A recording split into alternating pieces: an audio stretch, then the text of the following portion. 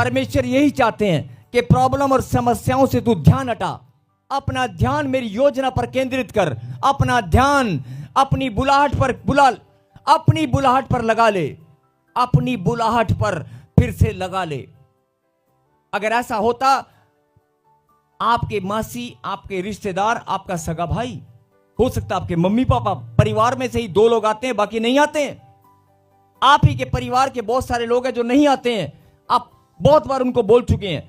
आप ही के पड़ोस के लोग, आपके रिश्तेदार आए और चले गए, आपने बुलाया लेकिन नहीं आए, आपने कोशिश किया, उनको गाड़ी में बिठाकर भी लाए, एक बार मेरे कहने से चल, लेकिन वो टिक नहीं पाए।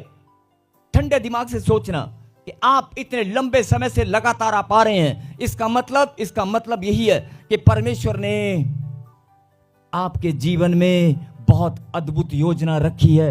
आमीन। आपको यह बात समझनी होगी, ये छोटी छोटी दुख दर्द पीड़ाएं, ये छोटी छोटी दुख दर्द पीड़ाएं जो आपको रोज तंग करती हैं, जो रोज, वो शैतान का काम है, वो आपको भरमा कर, वो चाहता है कि तेरा ध्यान इन समस्याओं की ओर लगा रहे और तू परमेश्वर से दूरियां बनाए रख। तेरा ध्यान समस्याओं की ओर लगा रहे, तेरा ध्यान तेरे बच्चों की ओर, पैसे की ओर, बिजनेस की ओर, कारोबार की ओर, शरीर में दर्द की ओर लगा रहे, तेरा ध्यान तेरे मन की ओर कि तेरा मन रो रहा है, तू कमजोर है, तेरा ध्यान ऐसे लगा रहे, भटकता रहे और तू परमेश्वर से दूरियां बनाए रख। मैं फिर बोल रहा हूं, बुलाने वाला कौन है? परमेश्वर। आपको चुनने वाला कौन है? परमेश्वर। अगर परमेश्वर ने बुलाया है, परमेश्वर ने चुना है, आपके गांव से, आपके शहर से, आपके राज्य से, जहां से भी आप आए हो। बहुत सारे लोग सोचते हैं कि शायद मैं यहां पर प्रभु के द्वारा बुलाया गया हूं, लेकिन बुलाए गए वो भी हैं। हो सकता है वो साउंड वाला हो सकता है वो टेंट वाला हो सकता है कोई ड्यूटी करने वाला हो, लेकिन बुलाए गए आप भी हैं। अगर आप बुलाए गए हैं तो आपको ये बात ध्यान से समझनी होगी कि शैतान आपको भरमाकर परमेश्वर से दूरी बनाना चाहता है, लेकिन आपको ये फैसला करना होगा, अरे शैतान, अब मैं मजबूत बनूंगा, मैं अपनी बुलाहट और अपने चुने जाने को ध्यान से पहचानूंगा और अपनी बुलाहट की गहनता में मैं बढ़ता ही जाऊंगा। जो मेरी बुलाहट है, जो परमेश्वर ने मेरे जीवन में योजना रखी है, मैं उस मार्ग पर दौड़ूंगा। बोलो आमीन। आमीन। और ये परमेश्वर चाहते हैं कि आप, जिस दिन आपने ये फैसला कर लिया कि छोटी मोटी समस्याएं, वो 2-3 हफ्ते बाद ना दोबारा तंग नहीं करेगा, वो हार जाएगा। आमीन। 2-3 हफ्ते, मैक्सिमम 2-3 हफ्ते या 2-3 दिन या 10-15 दिन, उसके बाद कहेगा यार इसको फर्क ही नहीं पड़ता, ये तो अपनी योजना पहचान चुकी है, ये तो अब इसने अपना रास्ता चुन लिया है, हालेलुया। अब इसे कोई फर्क नहीं पड़ेगा, अब मेरा इसको तंग करना व्यर्थ है, अब मेरा इसको ध्यान भटकाना, इसको कहते हैं ना उल्लू बनाना मैं इसको उल्लू नहीं बना सकता, ना ये तो समझ गया। जब आप मजबूत बनेंगे तो शैतान भी आप मेरे सामने नहीं, खुदा के सामने नहीं, आपके सामने घुटने टेक देगा, आपकी प्रॉब्लम आपके सामने घुटना टेकेगी। आमीन। कई लोग बोलते हैं प्रॉब्लम घुटने कैसे टेकती है? अरे जब तेरी रिपोर्ट नॉर्मल हो जाती है, जब पथरी गायब हो जाती है, जब कर्जा गायब हो जाता है, वो घुटने ही तो टेक कर भागता है। Yes, hallelujah. बोल हालेलुया। हालेलुया। जब आपके लड़ाई झगड़ा खत्म हो जाता है, जब आपके बच्चे जो कामयाबी नहीं मिल रही थी, अचानक से खुशियां घर में आती हैं, तो शैतान ही तो घुटने टेकता है। बोल हालेलुया। हालेलुया। इसलिए एक जोरदार ताली बजाएं अपनी ब्लेसिंग के लिए, अपने चुने जाने के लिए, अपनी बुलाहट के लिए। और मैं फिर बोल रहा हूं, ये जो कलाम से आज जो शिक्षा परमेश्वर ने आपके लिए भेजी है, सब जानते हैं इसके बारे में, लेकिन आज परमेश्वर ने आपके लिए इसको भेजा है। इस शिक्षा को, इस बात को परमेश्वर ने भेजा है। 10 से 15 मिनट की बात है, आप जरा ध्यान से सुने और ग्रहण करें।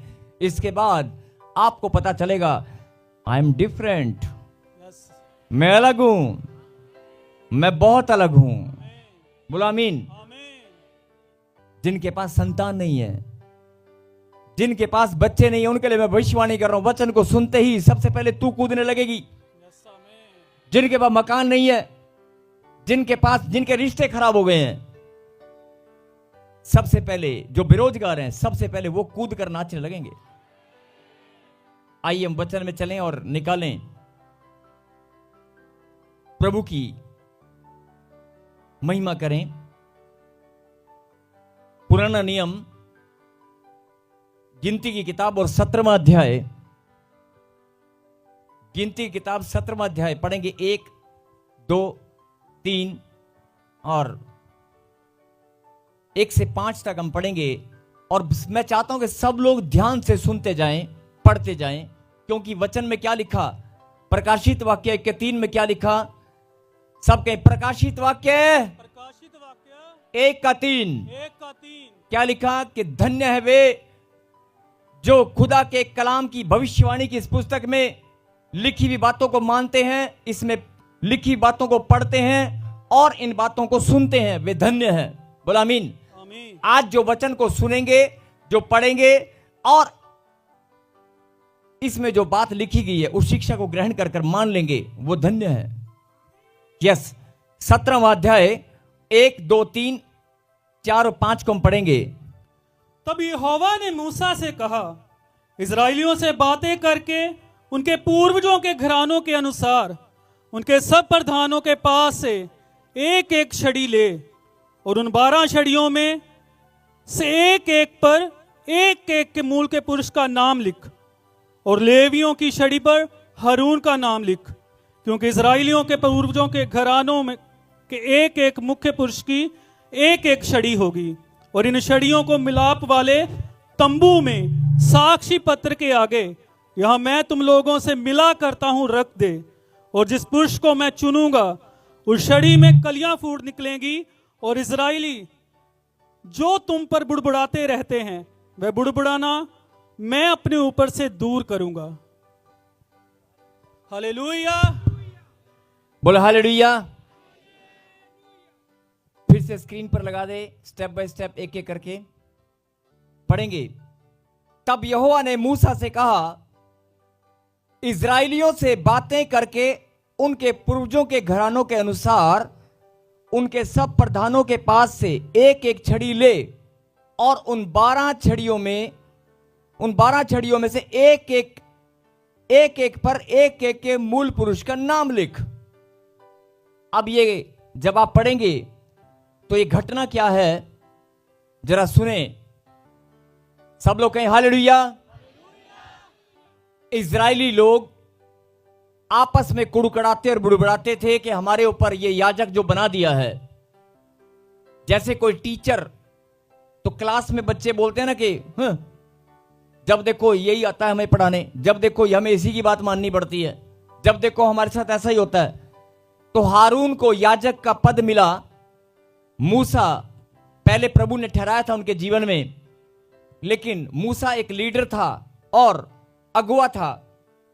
और आप जानते हैं कि मिस्र में से कनान का जो रास्ता है, मिस्र से कनान का रास्ता जंगल के रास्ते वो लेकर चला, समुद्र के रास्ते। आपने सारी कहानी को, सत्य घटना को आपने पढ़ा है कि परमेश्वर ने कैसे कैसे आश्चर्यक्रम किए। लेकिन जब हारून को और मूसा को उनका लीडर ठहराया था तो वो क्या करते थे, वो कुड़कुड़ाते और बड़बड़ाते थे कि जब देखो हमें इन्हीं की बात माननी पड़ती है, जब देखो यही साढ़े दे बॉस बने फिरते ने।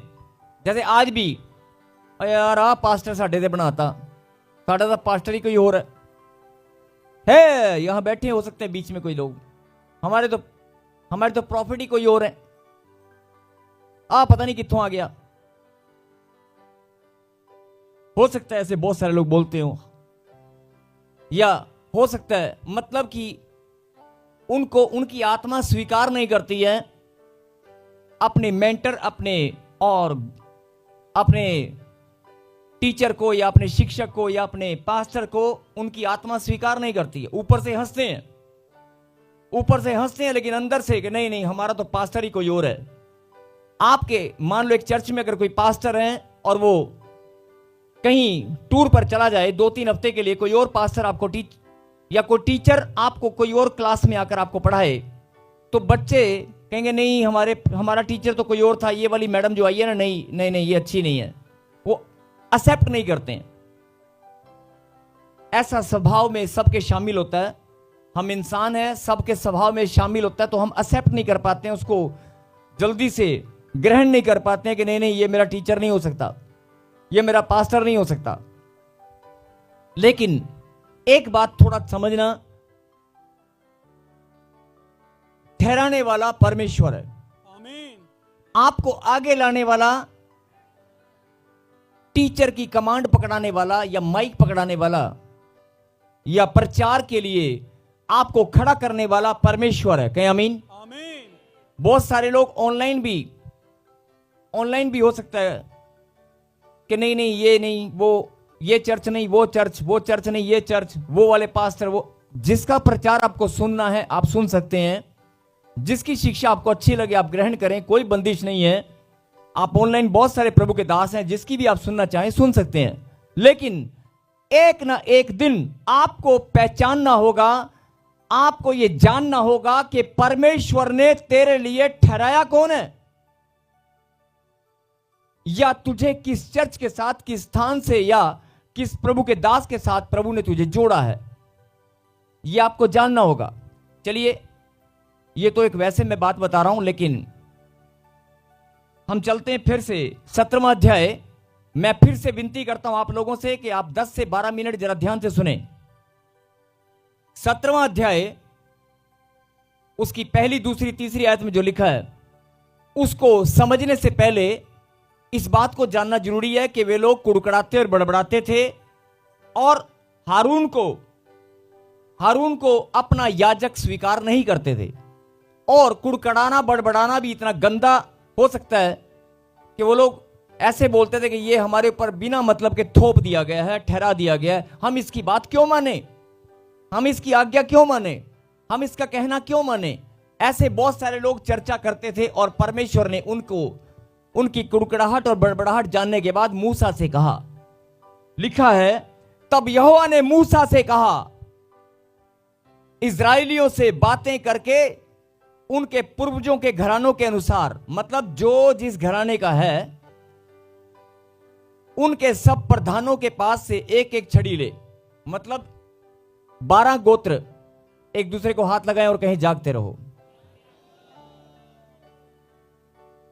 क्योंकि अब जो बात सुनने वाले हो वो सुनना बहुत जरूरी है, इसलिए जाग जाएं। उनके सब प्रधानों के पास से एक एक छड़ी ले और उन 12 छड़ियों में से एक एक के ऊपर एक एक मूल पुरुष का नाम लिख। यानी कि जैसे इस्राएलियों के जो गोत्र थे, गोत्र उनके घरानों के अनुसार उनमें से एक एक लीडर को चुन, मूल पुरुष उनके एक लीडर को चुन और उनसे एक छड़ी ले और वो छड़ी लेकर उनके ऊपर उनका नाम लिख। अब बात समझ रहे, आपको समझ में आया? जितने भी इजरायली थे, परमेश्वर मूसा से कहा कि जितने भी ये इनके पूर्वजों के घरानों के अनुसार, इनके जितने भी घराने हैं, जैसे कुनबे होते हैं ना, कुनबे, कि ये दादा, ये परदादा, ये वो, उसके परदादा के वंश के अनुसार फिल्टर करके इनकी वंशावली के अनुसार इनको फिल्टर कर ले और फिल्टर करने के बाद इनमें से एक प्रधान को चुन और जो उनका जो लीडर होगा उसका नाम, कहते ये तेरा घराना है, तेरा वंश, तेरी वंशावली के अनुसार या तेरे घराने के अनुसार, तेरे गोत्र के अनुसार, ये मैंने तेरा नाम इसके ऊपर लिख दिया। बोल हालेलुया। तो लेकिन बड़े ध्यान से सुनना, बड़े ध्यान से सुनना, उन 12 छड़ियों में से एक एक करके एक एक के मूल पुरुष का नाम लिख। लेकिन 12 में से सबका नाम लिखने को बोल दिया, लेकिन परमेश्वर ने 3 को पढ़ा, फिर से 3 को, और लेवियों की छड़ी पर हारून का नाम लिख। लेवी जो गोत्र थे, लेवी जो थे,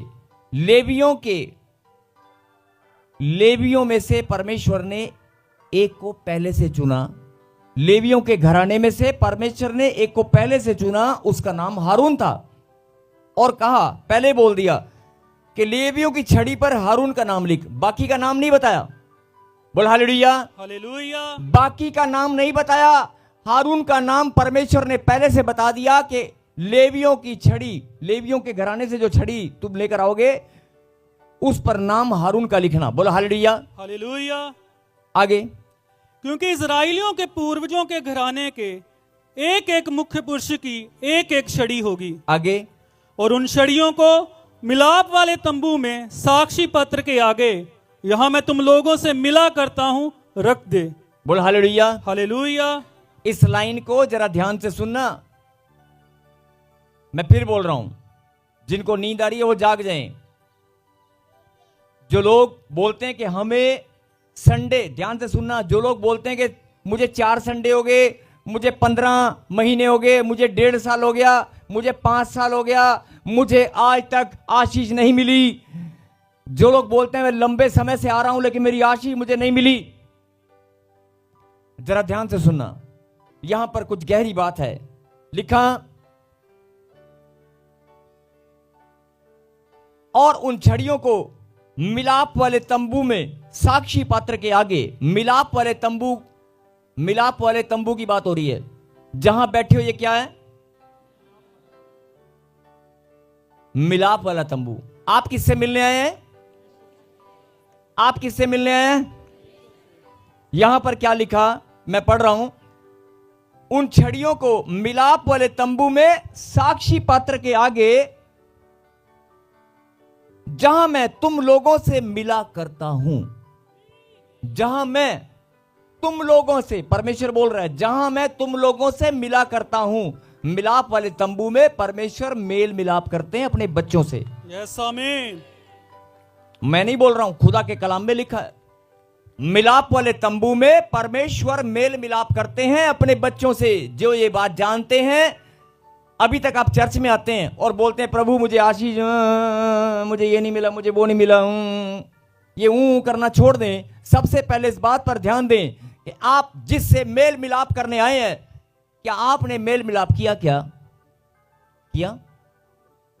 अभी 2 मिनट पहले, जरा ध्यान से सुना, आपने देखा होगा कि मैंने आपकी आंखें बंद करके और आपको कहा कि अपने दिल की बात, अपनी गहरी बात परमेश्वर के सामने रखें। अपने मन से जो भी आप यहां पर लेकर आए हैं, मन का बोझ है या बात है, उस बात को परमेश्वर के सामने रखें। क्यों कहा? क्योंकि जब आप इकट्ठा होकर इस मिलाप वाले तंबू में अपने दिल की बात परमेश्वर के सामने रखेंगे, तो वह आपसे मेल मिलाप तभी होगा जब वो आपकी बात को सुनेगा और उत्तर देगा। ये मेल मिलाप तभी होता है जब आप बात करेंगे, उसको महसूस करेंगे। आपको पता होना चाहिए कि परमेश्वर से मेल मिलाप मैं कहां करने आया हूं, मैं बैठा कहां हूं। आपको मालूम होना चाहिए कि मैं परमेश्वर से मेल मिलाप करने आया हूं। और मिलाप वाले तंबू में लिखा कलाम के अंदर, फिर से सुने, मिलाप वाले तंबू में लिखा कलाम के अंदर, जहां मैं तुम लोगों से मिला करता हूं। बोल हालेलुया। हालेलुया। हो सकता है बहुत सारे लोगों को यह बात नहीं पता थी, लेकिन आज पता चल गई कि मिलाप वाले तंबू में मैं जहां तुम लोगों से मिला करता हूं। बोलो आमीन। अगर इस बात को पता चल गया है तो धन्यवाद के लिए ताली जरूर बजाना कि मैं धन्य हूं, मैं प्रभु से मेल मिलाप करने। आगे सुने, जहां मेल मिलाप करता हूं वहां रख दे। और 5 में क्या लिखा? जिस पुरुष को मैं चुनूंगा, बोला हालेलुया। हालेलुया। जिस पुरुष को मैं चुनूंगा उसकी छड़ी में कलियां फूट निकलेंगी। उसकी छड़ी में से कलियां फूट निकलेगी, कोंपले फूट निकलेंगी। और इजरायली जो तुम पर बुड़बुड़ाते रहते हैं, वह बुड़बुड़ाना मैं अपने ऊपर से दूर करूंगा। हालेलुया। अपने ऊपर से मतलब, क्योंकि वो लोग परमेश्वर पे तो बुड़बुड़ाते हैं, कि मैं इनका बुड़बुड़ाना सदा के लिए दूर करूंगा। बोल हालेलुया। हालेलुया। और फिर पढ़ेंगे जल्दी से 7 को क्या हुआ।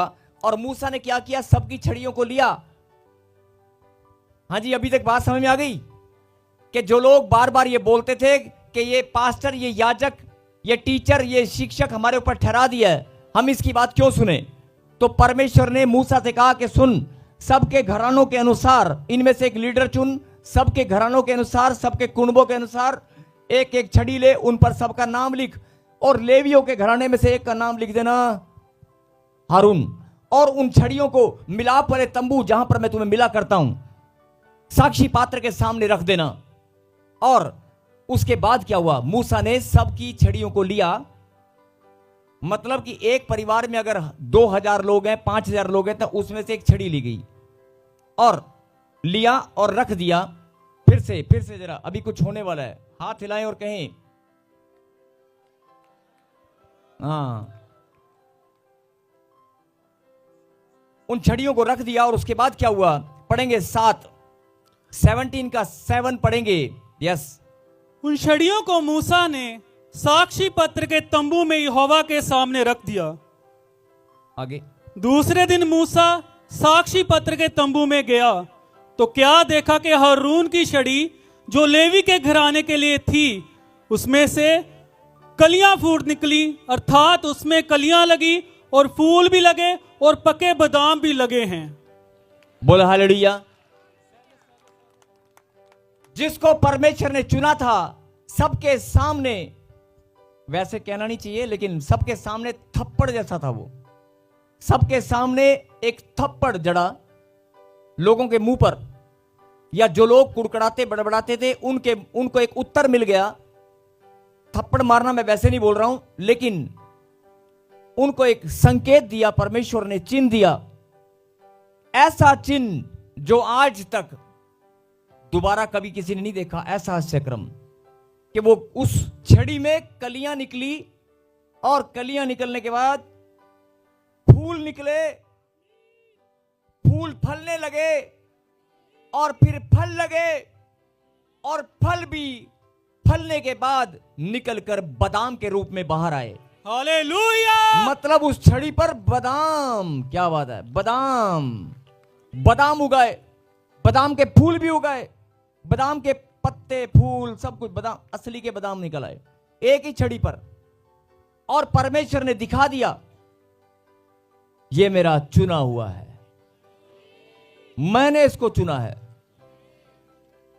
और फिर ऐसे ही विद्रोह करने वाले, जो लोग विद्रोह करते हैं और जो लोग एक्सेप्ट नहीं करते, सचमुच में आपको अभी फिर मैं बोल रहा हूं कि बहुत सारे लोग याजक के ऊपर ही कुड़कुड़ाते हैं, आज भी कुड़कुड़ाते हैं कि मेरा याजक नहीं है, ये हमारी चर्च नहीं है, ये तो मैं धक्के से यहां पर आ गई हूं, ये मेरा स्थान नहीं है। लिखा मिलाप वाले तंबू के अंदर जहां पर मैं मिला करता हूं। फिर सुने, और मैं रिपीट कर रहा हूं, जरा ध्यान से सुनना। जहां से भी आप आए हो, जिस स्थान से भी आप आए हो, जिस गांव से, शहर से, जिस राज्य से, चर्च वहां भी बहुत हैं, प्रभु के दास भी वहां पर बहुत हैं। लेकिन आपको परमेश्वर ने एक स्थान पर अपनी महिमा करने के लिए चुना है।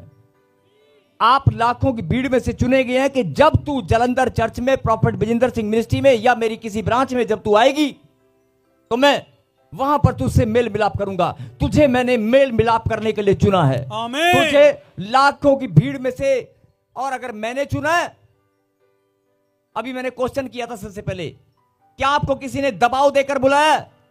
क्या आपको पैसे देकर बुलाया? क्या आपको कोई लालच देकर बुलाया? क्या आप किसी के बहकावे में आए हैं? अरे बुलाने वाला कौन है? लाने वाला कौन है? चुनने वाला कौन है? अगर परमेश्वर ने चुना है तो परमेश्वर चिन्ह दिखाना जानते हैं। आमीन। अगर मैंने चुना है और तू मेरे मेल मिलाप वाले तंबू में बैठा है, तो अगर सूखी छड़ी पर मैं बादाम का पौधा उगा सकता हूं, सूखी छड़ी पर, तो तेरे बांझपन को भी मैं हरियाली में बदल सकता हूं। आमीन। तेरे बांझपन को भी हरियाली में बदल सकता हूं। आमीन। अरे मैंने तुझे चुना है।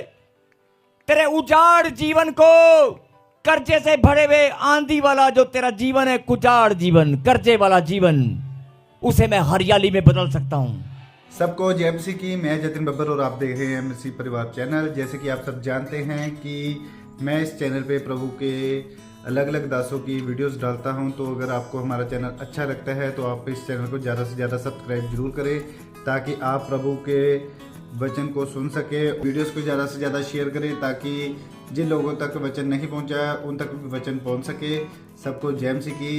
एक बार मैं आपसे दोबारा कहूँगा कि इस चैनल को सब्सक्राइब जरूर करें और वीडियोस को ज़्यादा से ज़्यादा शेयर करें। जय मसीह की।